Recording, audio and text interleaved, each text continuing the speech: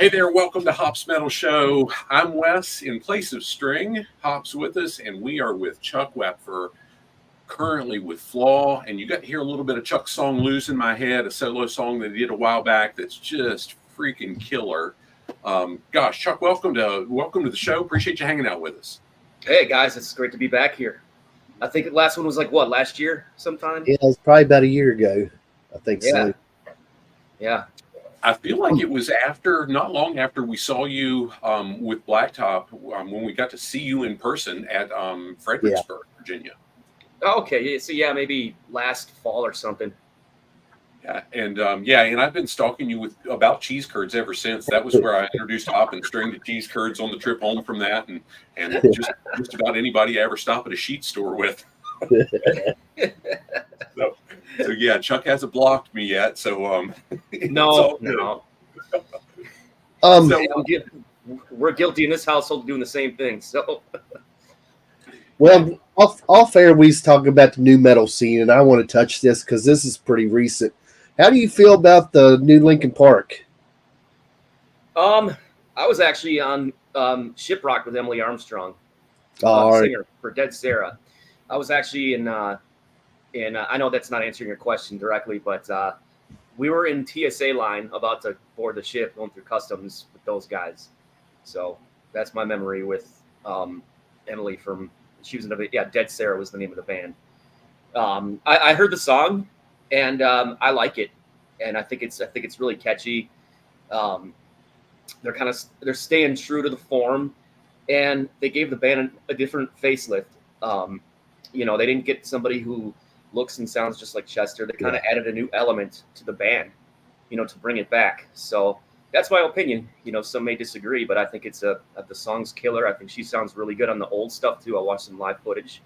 So yeah, good for her. I thought it was really cool how they did everything with it. How they did the countdown. I mean, it got a lot of people, interested. I don't know about the ticket deals. I've heard people complaining about ticket sales, but it is what it is. But the whole, as far as bringing her in and all that, I thought was cool. Yeah, it caught everybody off guard. They came out with a banger, and I'm actually looking forward to hearing the rest. So yeah, I think it'll be cool to see Linkin Park again. Yeah, man, when I saw them, they were incredible. Yeah. That's been at Ozfest. Speaking of Ozfest, I was telling Wes, I've got an Ozfest sampler, and you want to talk a little bit about the Flaw gig? Sure. Yeah, so parted ways with Blacktop last year, and kind of took a break from everything, because the band had been really busy, and the band was about to not do as many tours, so I just took time just to do other stuff, and about February and March, I started getting the itch. I'm like, man, I got to get back out and play. I'm ready to, get out and play some stuff, but it's got to be with the right group and the right guys, and everything's got to be right. It can't just dive into something and, face first and not even know what I'm getting into. So, about a handful of months ago, Chris Voles, singer of Flaw, shot me a message and wanted to get on a call, and we ended up getting on a call that next day, and he just said, hey, I'm looking for a guitar player, Flaw's about to get busy, and he just wanted to see where my head was at and if I was interested in coming in, and I, without being hesitant, I said absolutely. I've been familiar with the music for a long time, since the first record came out, and they're one of those bands that was getting really popular when I was in middle school. It was part of the whole new metal scene and everything, Ozfest. So we got on a call, ended up meeting up for lunch. She actually lives less than a few hours from me, which is nice. And had lunch, went over stuff, details, and then a month after that, he came out to my place, jammed on some songs, and just hung out for the night, and with him, me, and the wife, and it was a good time. And then after that, did some rehearsals right before a little run, did some shows, and ever since then, so far so good, man. So it's cool to be a part of this. Chuck, I saw you post something as you were getting started. You were cramming, and maybe it was some of the interaction you and I had leading up to it, where Yeah. is a little bit abstract, and I'm using that term because I don't remember what the tuning was. It's not half step, it's not standard, it's different. No, talk to it. What was that like to really learn and get into learn all their stuff to be able to play those first couple shows? Well, for me, it was natural because before Blacktop, I was in metal bands. I was in I was in a band called the Bloodline. It was about, I think the band broke up in like 2015, but the music was not too far off from like the new metal era and everything. It was metal, like modern metal, like Trivium, Machine Head, but just the Flaw riffing style. Those two kind of had a lot in common. So for me, it was, especially with like down picking and alternate picking and that kind of stuff. Like that's all stuff I've been doing for 20 something years. So it was just natural for me. So I saw the clip you posted yesterday on your channel, on a Facebook channel specifically, of the just prepping and so on and so forth. Matter of fact, it was on your new Dean, which is cool. Yeah. Thank you. And there's so much similarity in the feel to that, to even your solo stuff. So I can absolutely hear the style. And like Flaw's like style of music is definitely my forte. Not to discredit anything else that I've done or the last band or anything, but it's just my style. So same with the other guitar player, Chris Marple. And Chris Marple was actually in the band 15 years ago, like between 2009 and 13, he was in the band. So he came back as well. And he's a Dean guy as well. And it's the same thing with him. That's just his style. So him and I work really well together. We get along, we talk every day, and we just click musically. So you said Chris Knowles is less than a couple hours from you. I mean, that's got to be easier. I mean, I so respected the interaction that you had while with Blacktop, because halfway across the country, dude. Well, yeah, and especially with it being 2024 and the cost of everything, it made that really hard to work, And I'll always tell everybody, obviously, there was nothing personal with that split. It was just like logistically, it was a nightmare. So with this, Chris is less than 2 hours down the road from me, which is awesome. Drummer James is in Ohio. Chris Marple, other guitar players in Kentucky. And Brian Carter, new bass player, he's in Colorado. So we're still, kind of all over the place. But I don't really have to fly anywhere, which is nice. Yeah. And to that end, I mean, Hop and I had a conversation not long ago with Malcolm and a separate one with Grandpa Nate, we got to call him. And it sounds like you guys are in touch consistently still. So to your point, it's no hard feelings. It's logistics. Yeah. I texted Malcolm a goofy AI song last night. He still hasn't responded, but I'm sure he will. But no, they're good people. So yeah. Well, and I appreciate seeing that, because I mean, we developed a bit of the friendship and seeing you go a different direction. At first, it was kind of like, well, damn, what? It's like picking a favorite child. But I didn't have to, so thank you. Yeah, all is good. So you mentioned that both of you are with Dean. Talk about that relationship with Dean Guitars and how that came to be and what it's like.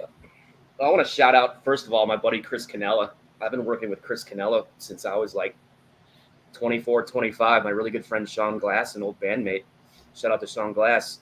He got me in touch with Cannella. He made the introduction, So ever since then, I mean, Chris has been with EVH. I started with him when he was at EVH, and then he went to ESP, and I was with him at ESP. And then when he went to Dean, I followed shortly after to Dean. And another shout out to the ex-Dean rep, Josh Maloney. He's a good friend of mine. He made a lot of stuff happen too before he left the company for me, So it's, like I said, I've known Chris Cannella for a long time and have stuck with him wherever he's gone. So that I love the Dean brand. Grew up around it, So. Are they a Chicago brand? Originally, Dean Zielinski. I don't know. He's from Illinois. He lives in Illinois, and he's like one of the original owners of Dean. Mhm. And then the brand was bought from him, off of him. So he's got his own company now, Dean Zelinsky Guitars, and I actually think they're going to be making the new Dimebag guitars that are coming out. But yeah, they're based out of Tampa. Dean right now is. Gotcha. So. Yeah, I think you and I may have traded messages on that. I was looking at a private stock, Dean Zelinsky, Stradivita or something like that, kind of Les Paul body, but whatever. And it was such a long lead time on order, and I went with a different one, the one over this shoulder. Yeah, and I mean, correct me if I'm wrong, he's a smaller operation. So, it's probably him and a couple other people pumping those things out now. And I'm assuming that's time consuming to do. So yeah, can't imagine it's not. but it looks like beautiful pieces of equipment. So anyway, maybe someday. So Hop, won't you jump in here so I don't take over everything? I guess with Flaw, so now that you're with them, y'all sat down and worked on any new music, and you got a lot of shows lined up and this and that kind of stuff. So yeah, we're working on new music. Chris Bowles, Chris Marple, and I have all just been working on bits and pieces. There's already a lot of songs that are already there because actually Marple just had them from over the years and stuff. So us three are just kind of going over ideas, and we're actually playing we're doing an Illinois show this weekend and an Ohio show. And after those two shows, I'm really going to buckle down and start, riffing out and trying to piece stuff together to send these guys. So yeah, that's going to be about the rest of the year for us, is focusing on this record. So awesome. We got new music coming our way then. Cool. Yeah. And then solo stuff, obviously I'm getting back into that. And then for Flaw, just tours next year. So now, have you ever thought about pulling double duty? Oh, like this solo band in Flaw? Yeah. Or, yeah. I haven't really thought about making the solo band a live band because players cost money. Yeah. They're not cheap, and I would never want to make anybody work for free. That's just my whole mentality. So if someone's going to play for you and really work hard, they need to be paid right. So yeah. But if it ever comes to that, then I wouldn't mind doing some shows. But right now, my focus is strictly on Flaw and me and the wife's acoustic duo. So, did I see something? I want to hear about the acoustic duo because that's so cool every time I've seen it. But did I see something that with Flaw, you guys are doing something in Mexico coming up? Yes. Festival coming up with it's like the New Metal Resurgence, Mudvayne, Drowning Pool, Edema, and El Nino. Yeah. And what's the scope? Do you have any idea what to prepare for in that? I mean, or is that a couple thousand, or is that something like Mexico City could be 100,000 people? I really don't know. All I know is like they've had Knotfest over there. Metallica's played there a bunch of times, and I actually got an offer to play there back in 2013 when I was in a death metal band, touring death metal band, and nothing ever came out of it. We never went, but I'm not really sure what to expect. I mean, I've been to Mexico. I've been to Cozumel before because the years that I've been on Shiprock, the boats stopped there.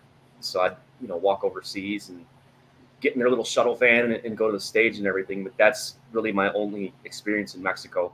So mine was the opposite of that. When I worked in manufacturing, I did some training in a plant in a big city, a 500,000 person city in Mexico. And it was the most welcoming and hospitable place I've ever been. And I thought, wow, this is really, really cool, until I realized they were just making sure I wasn't kidnapped.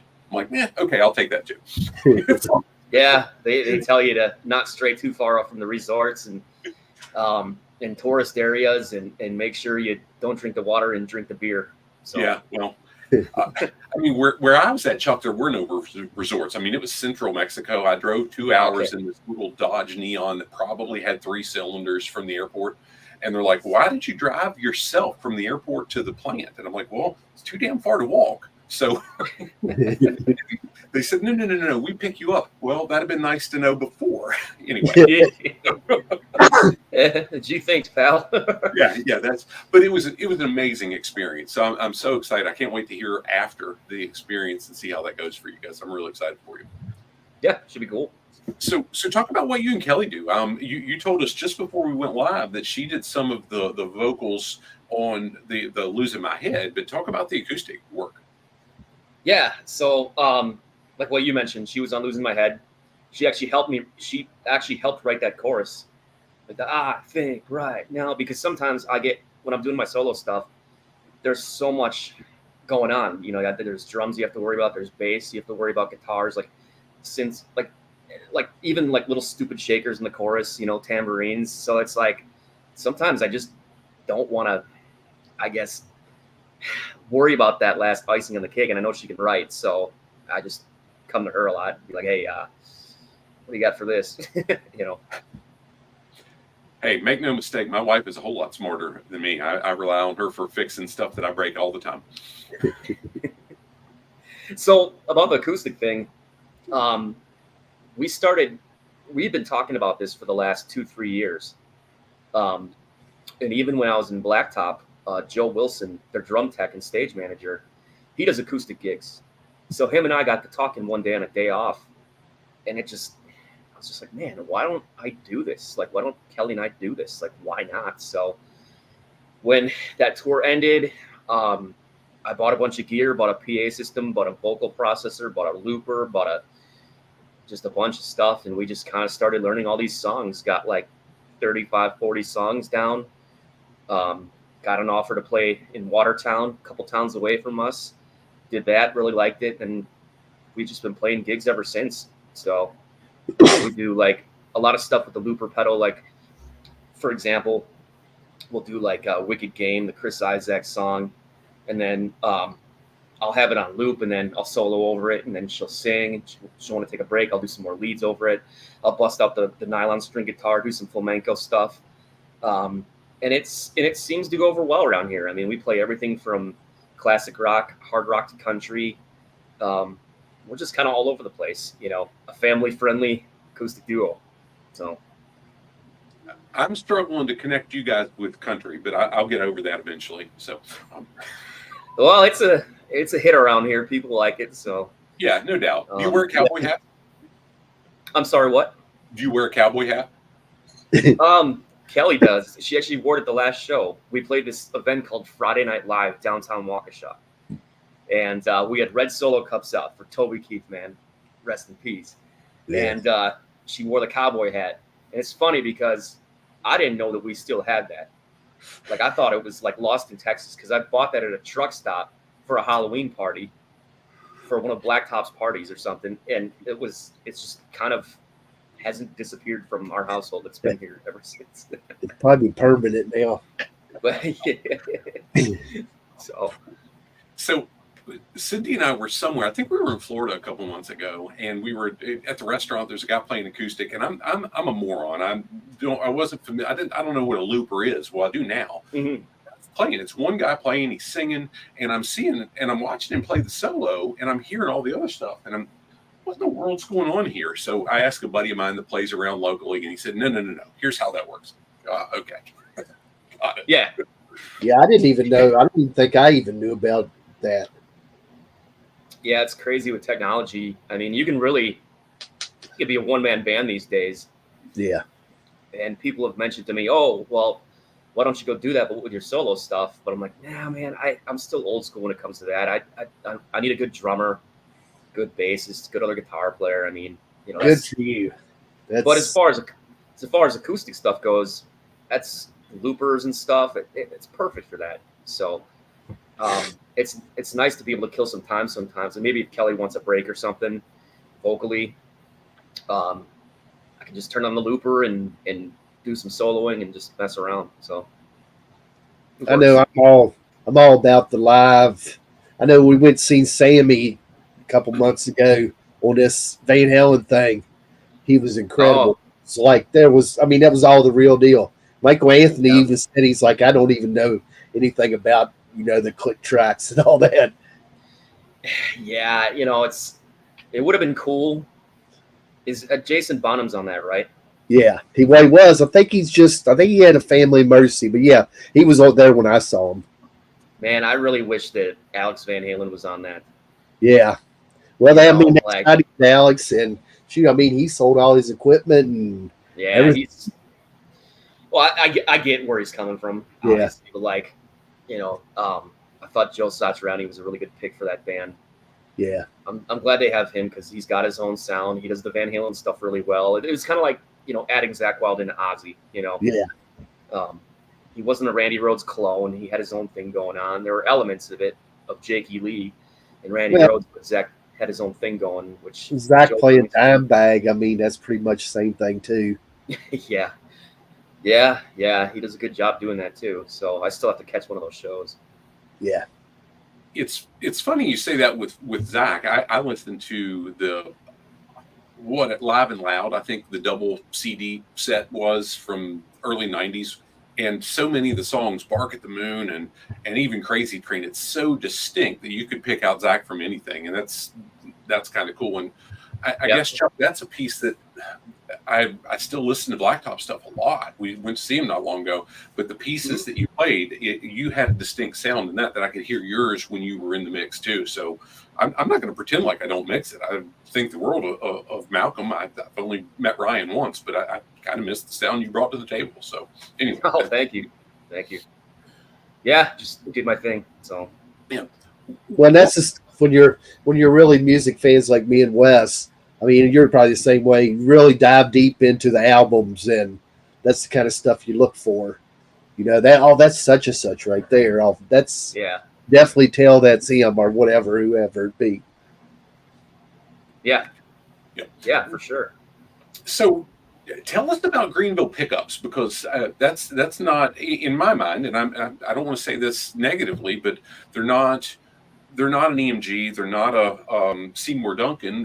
They seem to me like maybe an upstart, but it seems pretty cool. Like you've got a great relationship going on with them. Yeah. So shout out to Jimmy Warren, who does Guitar Talk podcast, and Jimmy's an excellent guitar player.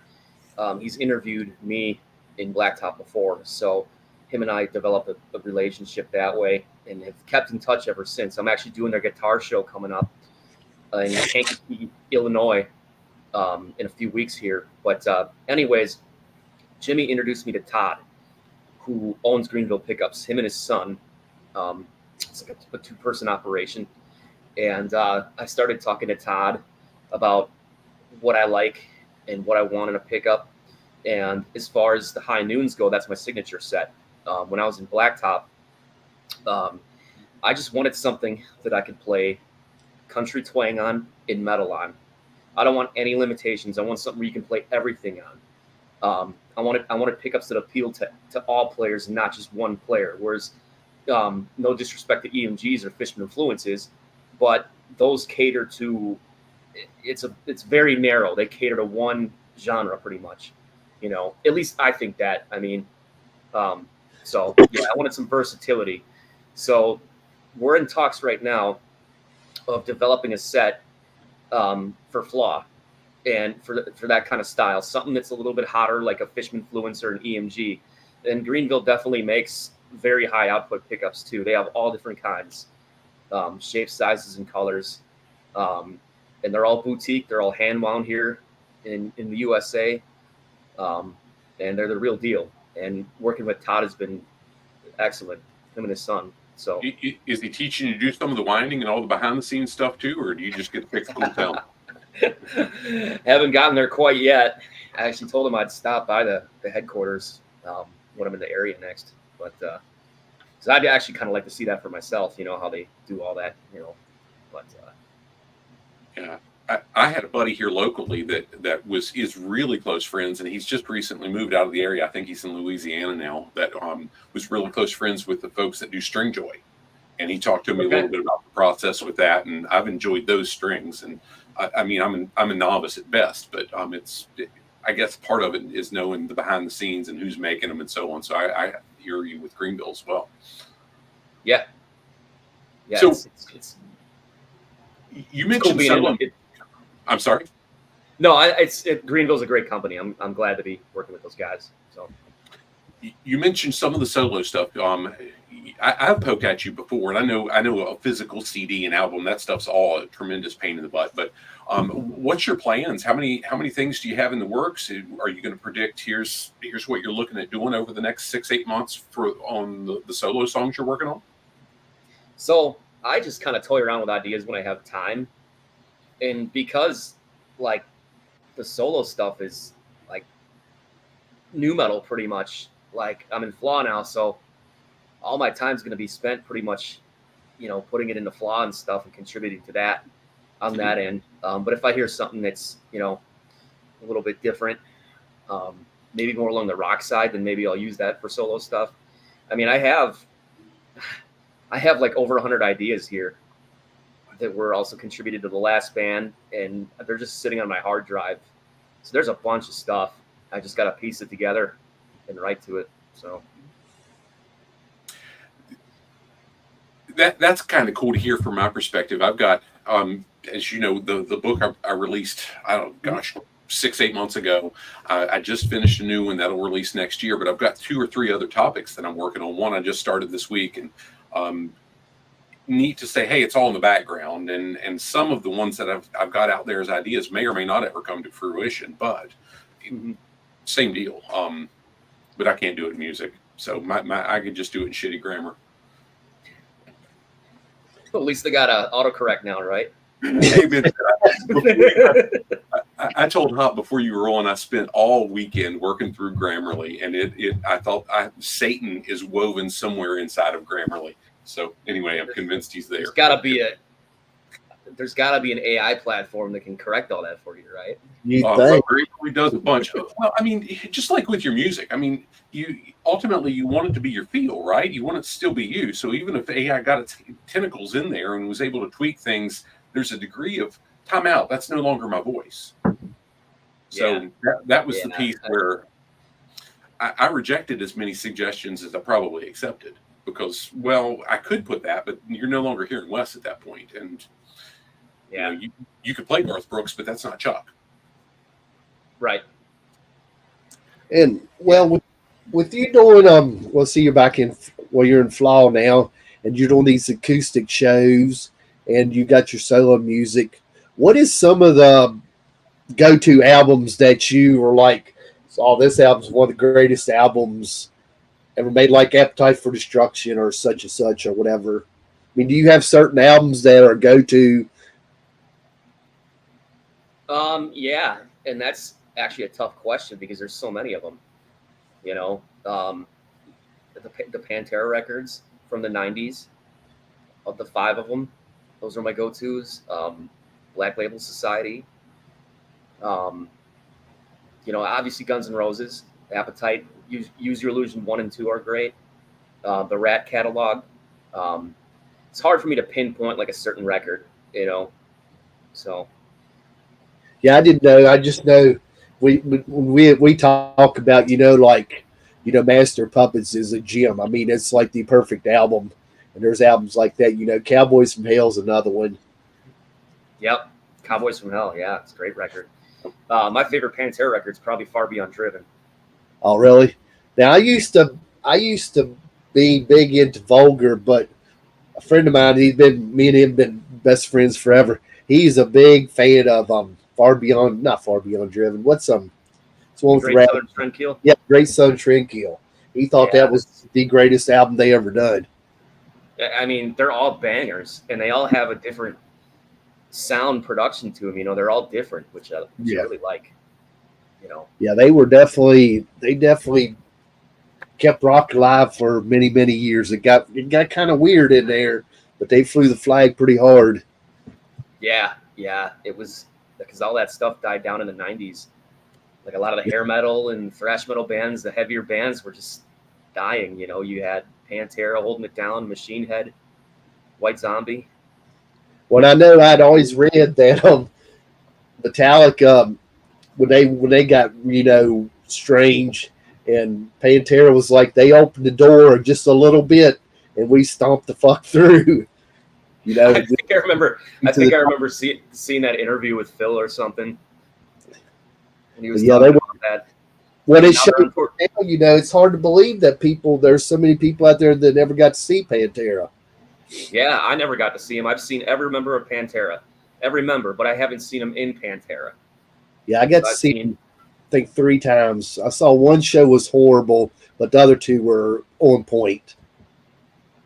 Okay. I never cared much for him. I saw him at an Ozfest, and it was, I think you were at that Ozfest as well, where they tore up all the sod and threw it Oh, up. yeah.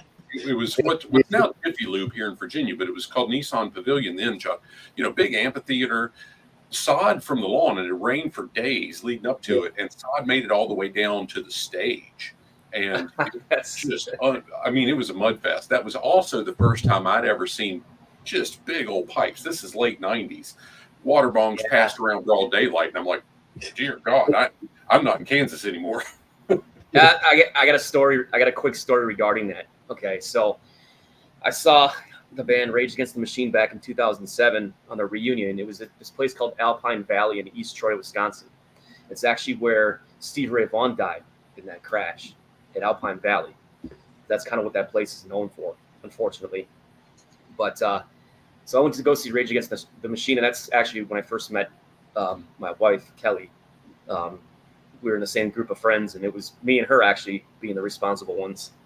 But anyways, so we get to the show, and the opening bands are playing, and there's like sod and like a huge hill, right? And it starts raining and everything. There's people it's like a slip and slide going down there. Everything was so torn up, and I remember it taking me, because that was the DD. It took me like 2.5 hours to get out of the parking lot because there was no structure, Everybody, it was a free for all. People just parked wherever the hell they wanted, So, anyways, Dave Matthews Band was going to be playing the next day, and then the day after doing a back-to-back. Okay, apparently he threw a hissy fit because the grounds were all torn up and everything. And the rumor has it his Rage was banned from there for many years, but yeah. Well, I know. We went to all them Ozfests. I'm pretty sure that's where I'd seen Flaw at. But I know, man, you see the craziest stuff at Ozfest. But you see the cool music too. You'd hear I remember being, 15 or 16 and going to it with my brother and friends and stuff. I went to 2004 and 2005 because I was still really young then, Yeah. So I missed like the early Ozfest, but I saw a few of the later ones, and it was awesome. It was so cool. And when the festival kind of disappeared, I'm like, oh man, I miss going to this, So yeah, we have. I always tell Wes we have 2. They're actually both of them passed away, but they were twins, huge Ozzy fans, and Ozfest was like Disneyland to them. They go and just buy all the T-shirts because they buy lawn tickets. Go in and buy all the T-shirts, take them back out to their car, and then they'd come back in and go get their seats. I was guilty of that for sure. So, Chuck, did you see what I flashed in front of the camera? Did you recognize it? Yeah, the Black Label album. So it's the one that he got the cease and desist on before. They redid it, and then I guess the re-release came out with the No More Tears 2000 version. But it's funny he got a cease and desist because that probably would have helped their brand. Oh yeah, especially how big of a name Zakk Wylde is now. Oh yeah, and they're probably regretting it.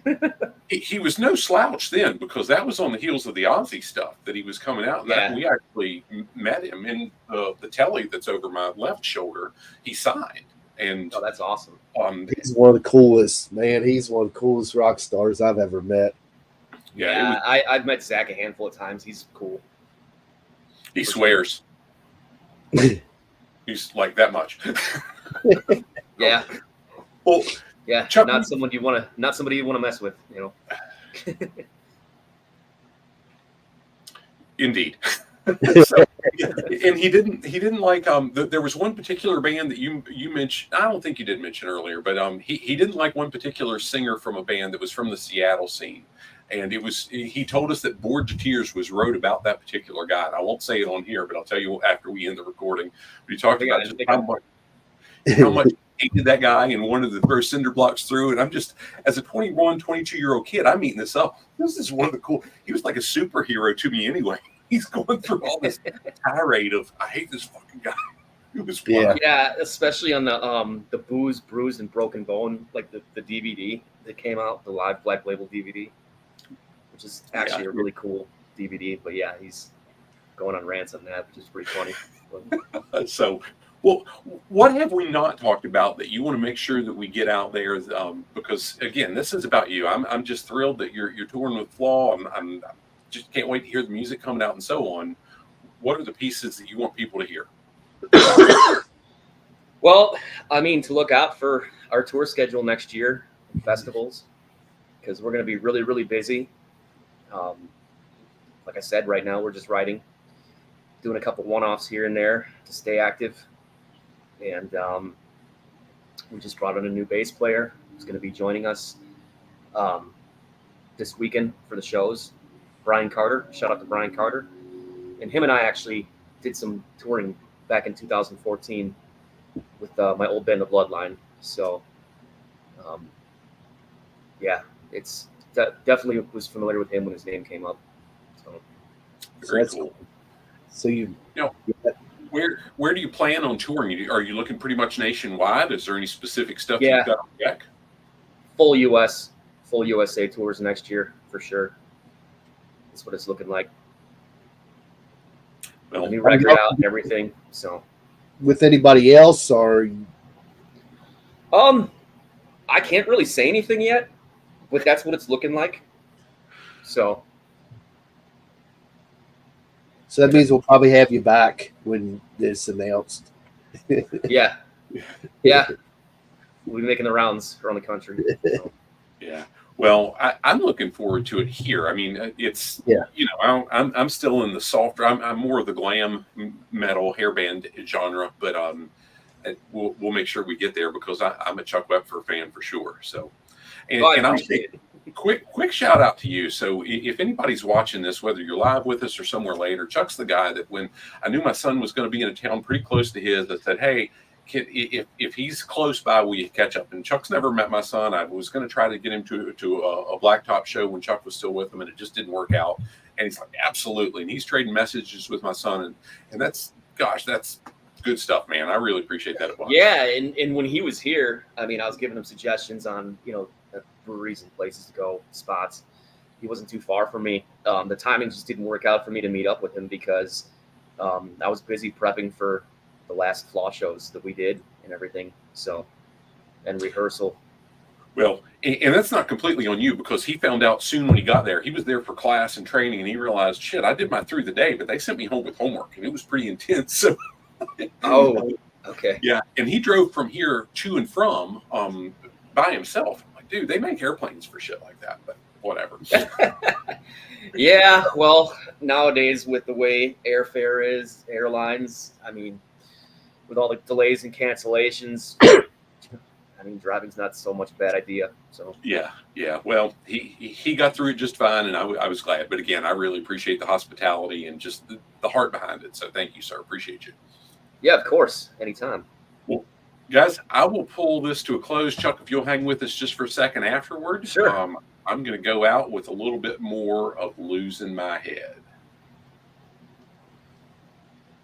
There's enough to tell, it's full of lies. Broken promises are made today. All we do is fight without a say. No steps back to find the light inside. 'Cause in the end we win no matter.